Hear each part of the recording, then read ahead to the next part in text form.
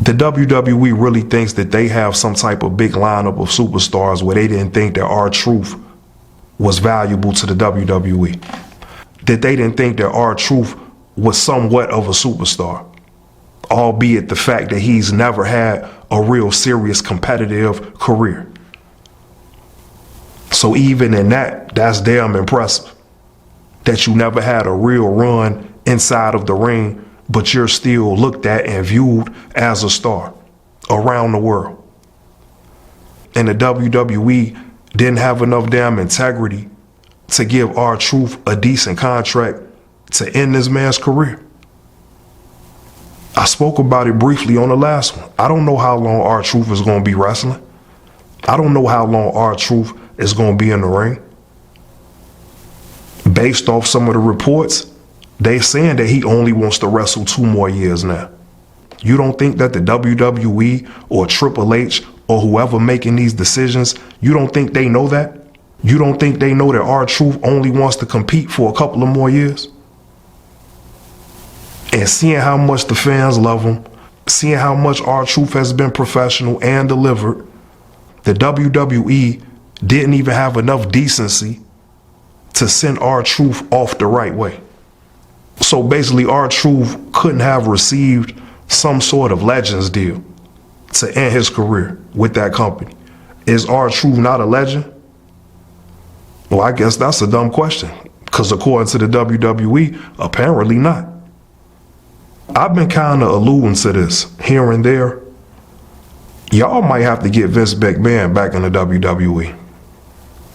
You heard it here first on Worldwide Classic, just like a lot of other things. You heard it here first. I've been kind of tiptoeing around that because I don't really know what the legal situation is. I don't really know what's going on with that. I don't really get into the dirty laundry.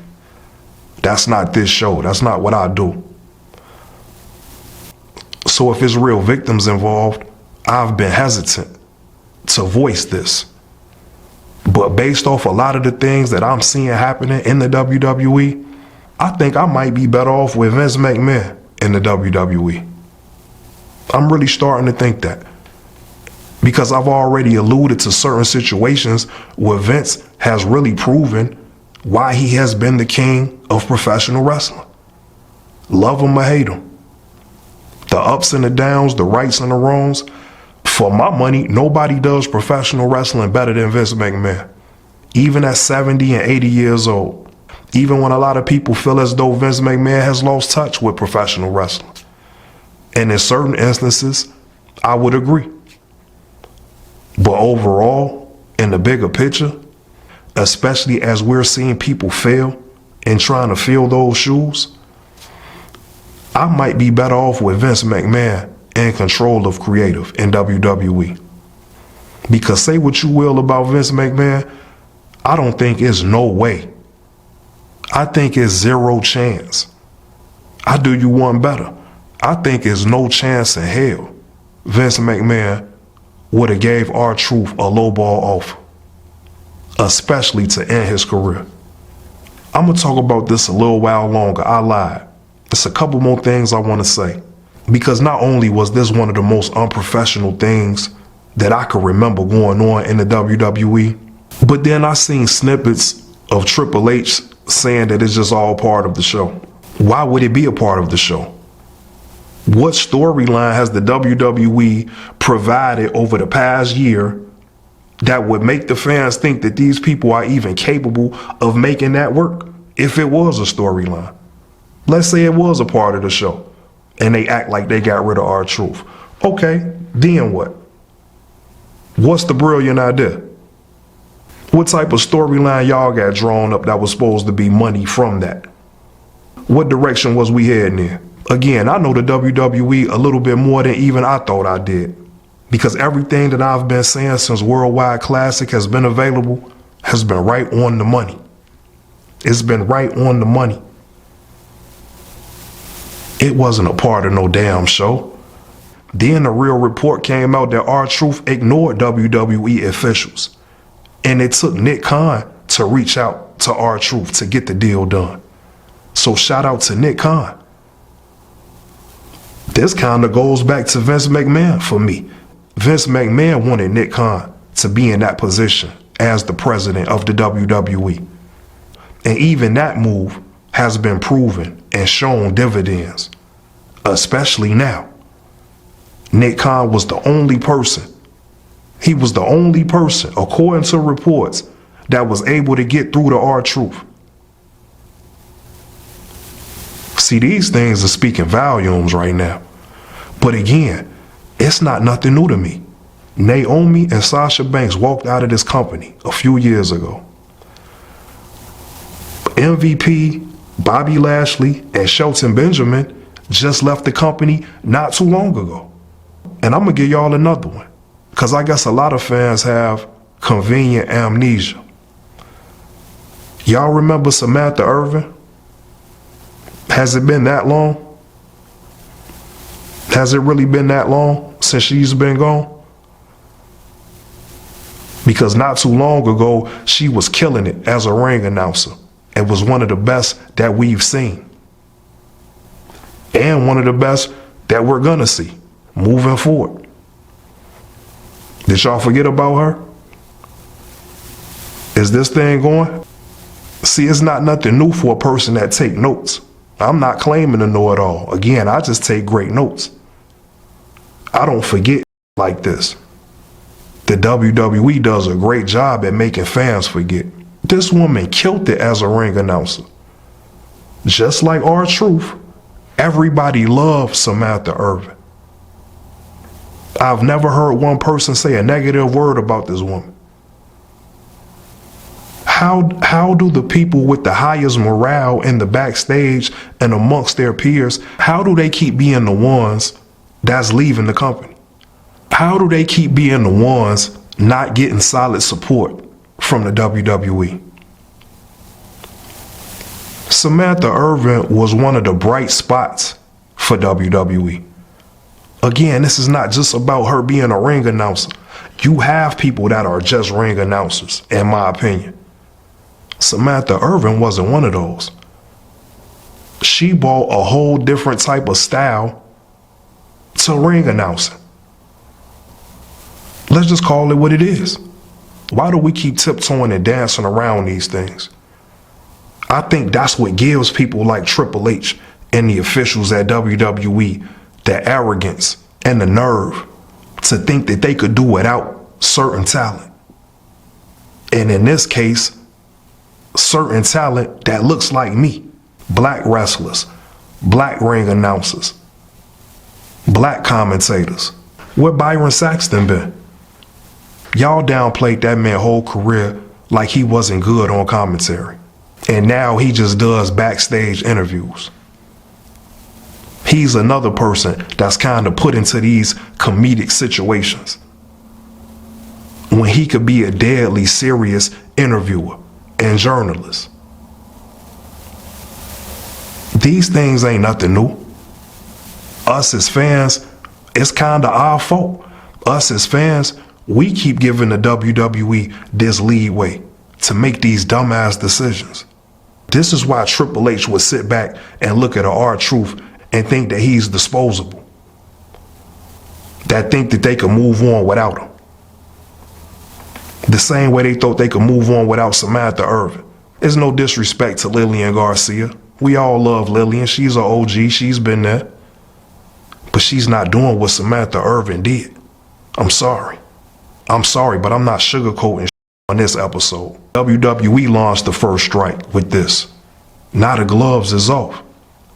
It's no disrespect to Lillian Garcia, but she's not doing what Samantha Irving's done. And bringing Lillian Garcia back to WWE is the proof that Samantha Irving left some big shoes to fill.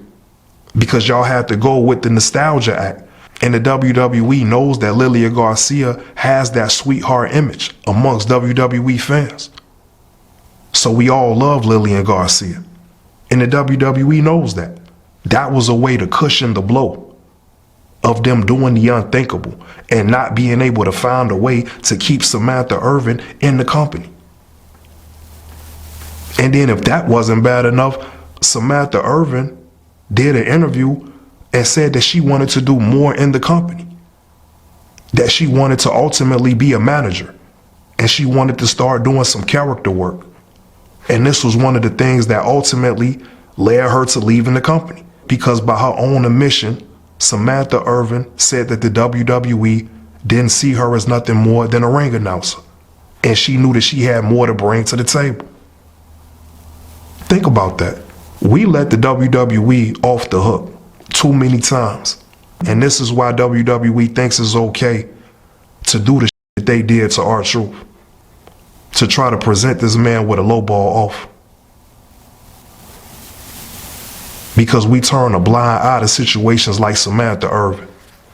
We turn a blind eye to situations like the Hurt Business. We turn a blind eye to situations like Naomi and Sasha Banks walking out of the WWE.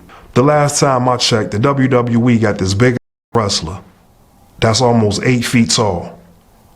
His name is Omos. MVP said something that I'm pretty much about to say. How in the hell does the WWE not know how to make money off a man that's almost 8 feet tall? I don't want to hear about what Omos can't do in the ring.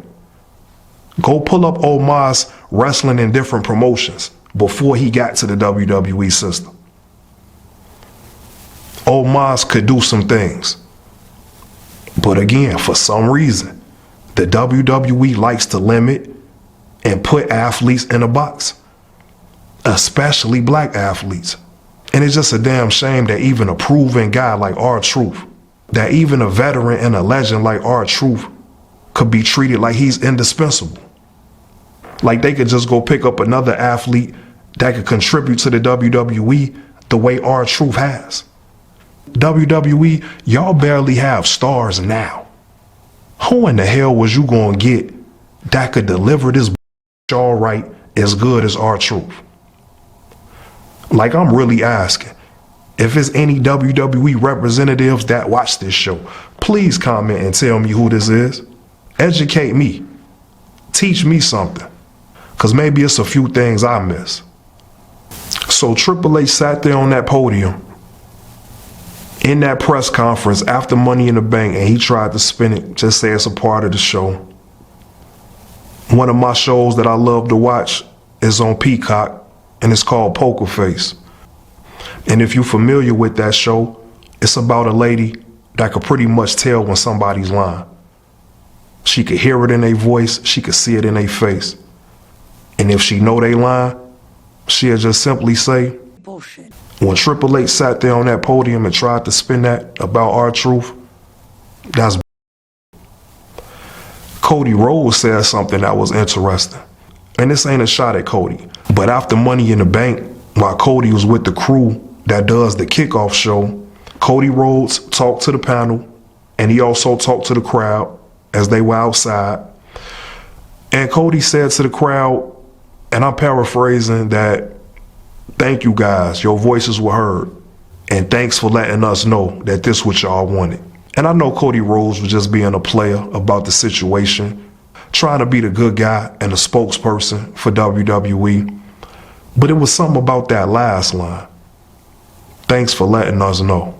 Did the WWE not know that people love R-Truth? To me, that's just pure arrogance. How could the WWE not know? How could y'all not know? This is y'all job. It's their job to know things and execute things effectively.